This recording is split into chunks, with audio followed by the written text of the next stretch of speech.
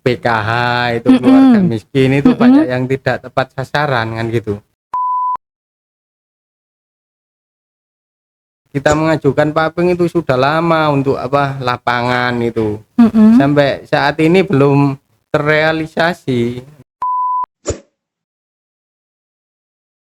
Terus masalah di itu pendidikan kayak SMP negeri. Iya, kenapa itu Pak? Itu di tempat saya kan Prada, itu enggak ada SMP negeri.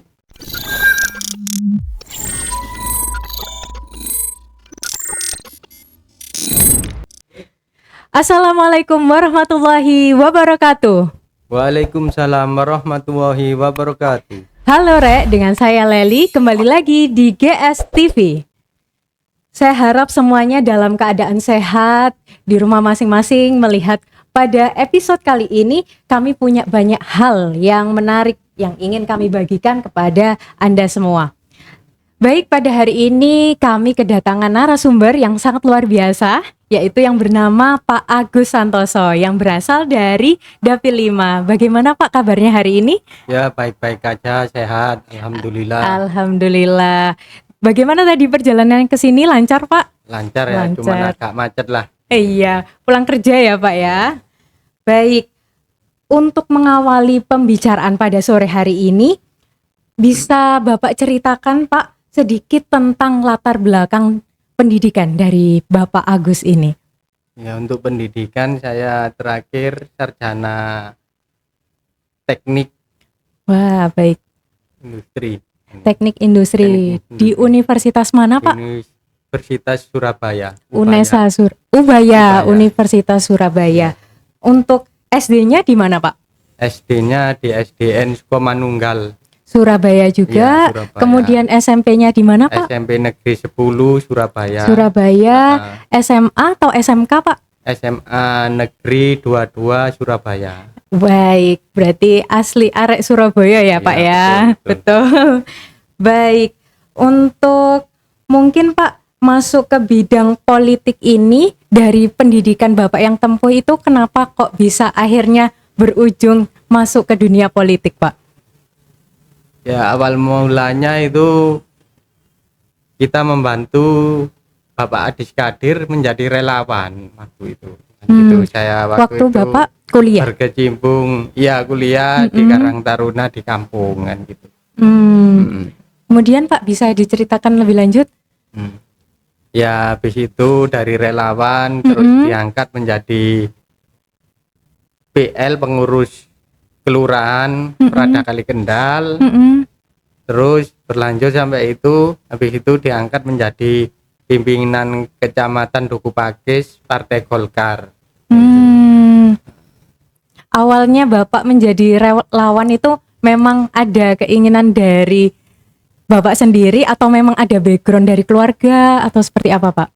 Ya, dari relawan kan kita diajak sama saudara di Karang Taruna waktu itu kan mengadakan jalan sehat tingkat kelurahan, dan berhubung membutuhkan donatur untuk hadiah, terus kita coba mengajukan ke Ketua Golkar Surabaya pada waktu itu Bapak Adis Kadir. Berawal dari situ. Ternyata ada kecocokan di itu kan gitu. Baik. Untuk kesibukan saat ini Pak, kalau sekarang ini lagi sibuk-sibuk apa ini Pak? Ya, kerja sih usaha sendiri. Wirausaha. Ya. Kalau boleh tahu di bidang apa Pak? Di bidang bahan bangunan material. Nah, akhirnya Bapak ini dengan kesibukan yang ada membagi waktu dengan kegiatan di partai seperti apa Pak? Ya, insya Allah kan kita kan kerja kan sampai sore jam 4 baru setelah itu kita itu kegiatan partai. Berarti tetap ya Pak ya, harus balance antara keduanya ya Pak ya. Terus saya boleh tanya nih Pak, kenapa sih Pak, apa yang mendorong Bapak untuk mencalonkan diri sebagai DPRD? Ya kan, kita kan banyak tokoh masyarakat mendorong ya untuk membantu dan bermanfaat bagi masyarakat kan itu aja kan. Wah, tujuan yang sangat mulia ya Pak ya. Kemudian di lingkungan Bapak sendiri kan Bapak ingin membantu masyarakat sekitar, bermanfaat untuk masyarakat Iya. sekitar. Nah, di daerah Bapak sendiri itu potensinya seperti apa sih Pak, dan mungkin ada masalah apa di daerah tersebut, bisa diceritakan ke kami semua ini. Sebenarnya kan kalau masalah banyak kayak itu apa PKH itu keluarga miskin itu banyak yang tidak tepat sasaran kan gitu. Kan ada yang benar-benar itu kurang mampu tidak mendapatkan bantuan. Nah, terus yang mampu mendapat bantuan gitu loh. Terus di samping itu kayak apa pembangunan itu sulit sekali untuk kalvert, pemafikan itu sulit sekali. Makanya kita coba itu ikut partai Golkar ini, melalui partai Golkar ini. Dan itu yang membuat Bapak yakin untuk masuk ke dunia politik ini ya Pak ya, menyuarakan suara dari masyarakat ya Pak ya. Ya. Baik. Seperti tadi 2 masalah yang paling utama atau paling menonjol itu ya Pak ya. Iya. Selama ini untuk keluarga PKH itu seperti apa Pak? Sampai seberapa banyak sampai kok Bapak menyoroti masalah tersebut? Ya kan saya sendiri kan ikut di kepengurusan tingkat-tingkat RW, kelurahan itu kan banyak terjun loh. Itu rumahnya bagus, dapat PKH. Rumahnya memang kurang layak dan orangnya memang benar-benar membutuhkan, tidak mendapatkan. Malah tidak mendapatkan. Kemudian yang masalah infrastruktur mungkin ya Pak ya, yang pemafikan dan lain-lain itu jalannya seperti apa Pak? Yang di daerah Dapil 5 ini berarti ya Pak ya? Betul, Dapil 5. Gimana itu Pak? Contohnya salah satu di jalan mana mungkin Pak? Ya kalau di tempat saya itu di Prada Indah, cuman ya itu kadang kan kita mengajukan paving itu sudah lama untuk apa lapangan itu. Sampai saat ini belum terrealisasi gitu. Terus kadang pernah terjun ke daerah lain lah, kelurahan lain apa. Pertanyaan selanjutnya Pak, apa yang Bapak harapkan dan bisa Bapak sumbangkan melalui peran-peran tersebut Pak, Bapak di masyarakat itu? Semoga kalau memang kita ditakdirkan jadi ya kita membantu itu tadi apa permasalahan masyarakat kayak PKH ya kita apa lihat betul-betul kalau memang yang harus mendapatkan ya harus mendapatkan, yang tidak ya harus dicoret kan itu. Iya, betul.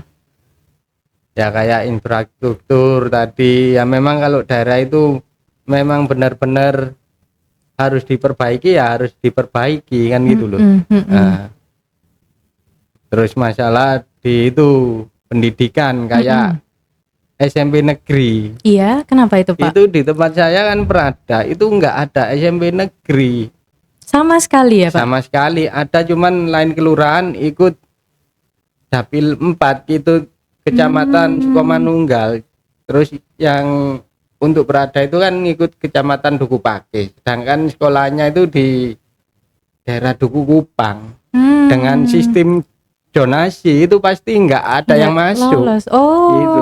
Iya itu penting sekali ya Pak ya. Kemudian Pak, selanjutnya mengapa kok Bapak memilih Partai Golkar untuk mencalonkan diri Bapak?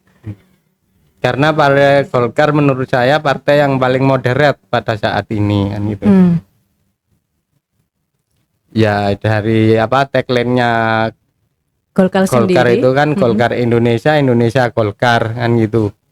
Untuk dari Golkar Surabaya sendiri kan ada tagline bergolkar itu asik kan gitu.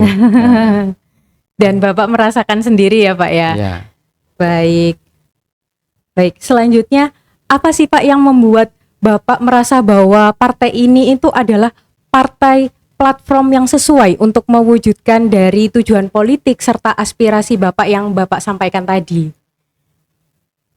Karena Partai Golkar itu partai kader dan tidak membeda-bedakan itu loh antar kader, kita dilihat dari kinerjanya. Bukan dilihat itu saudara apa, bukan kan itu. Jadi kan untuk kader yang memang benar-benar mumpuni dan punya komitmen, insya Allah di Golkar itu bisa naik kan gitu loh. Itu yang membedakan partai ini dengan partai yang lain ya Pak Betul, ya. betul. Baik Pak. Mungkin ada rencana-rencana konkret dari yang Bapak sampaikan tadi jika terpilih sebagai DPRD Pak.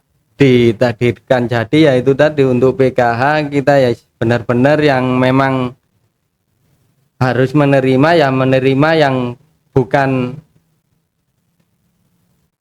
harus menerima ya tidak menerima kan. Untuk infrastruktur untuk Paping yang memang daerah itu memang harus dibenahi, yang sudah bagus ya nggak usah dibenahi lagi. Dan untuk pendidikan ya itu paling enggak itu penambahan SMP negeri di wilayah Surabaya. Baik Pak. Jadi inisiatif-inisiatif itu ya Pak ya yang akan Bapak suarakan terutama pada 3 aspek tersebut ya Pak ya. Ini hal yang tidak diharapkan tapi harus saya sampaikan. Bagaimana seandainya Bapak tidak terpilih sebagai DPRD? Apa rencana atau langkah selanjutnya yang ingin Bapak ambil Pak? Ya tetap ikut di Partai Golkar kalau saya. Tetap ya Pak ya. Kemudian tetapnya itu berkontribusi tetap terhadap tujuan dan aspirasi yang Bapak sampaikan tadi, atau seperti apa, akan tetap terlibat di politik atau bagaimana Pak?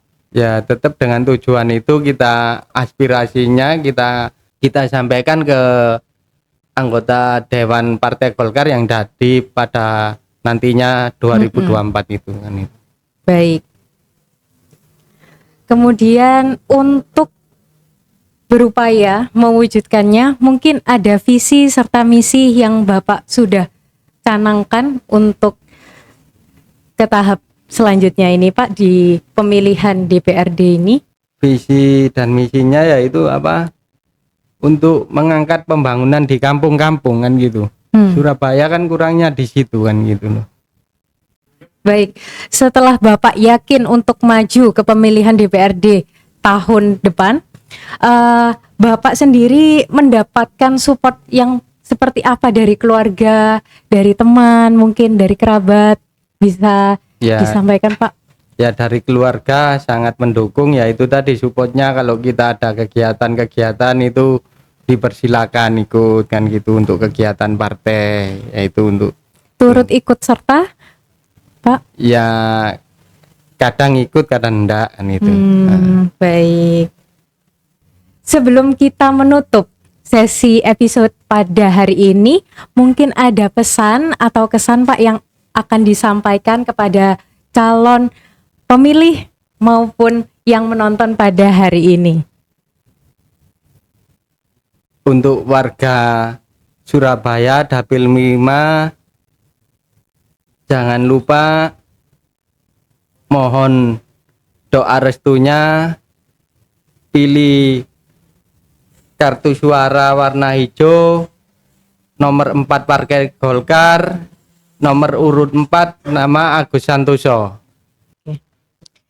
Oke, baik, terima kasih pada para penonton yang telah mengikuti dan menonton sampai akhir di episode hari ini. Baik, terima kasih Pak Agus atas kesempatan dan waktunya pada hari ini. Tetap jaga kesehatan semua dan jangan lupa pilih Pak Agus nomor berapa Pak? Nomor 4 dari Dapil 5. Terima kasih. Wassalamualaikum warahmatullahi wabarakatuh. Waalaikumsalam warahmatullahi wabarakatuh.